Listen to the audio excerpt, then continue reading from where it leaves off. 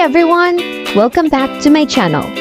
Today, I'm gonna show you the easiest way to mention someone in your Facebook bio. This simple method will help you do it hassle-free. So, what are we waiting for? Let's move on to the video. First, open your Facebook app.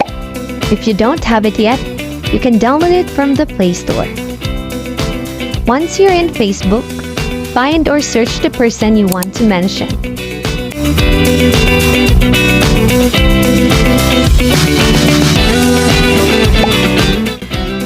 Tap on the three dots right here and select Copy Link. But if you're using Facebook Live, the same step. Find the Copy Link button and then click it. Now, go back to your own profile and click the bio section. Paste the link you copied earlier and use only the one with numbers. Make sure to include all the numbers because they are important for tagging the person.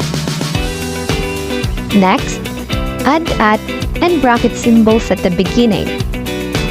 And at the end part, add :444, and put the name you want to put in your bio, such as my second account, for example.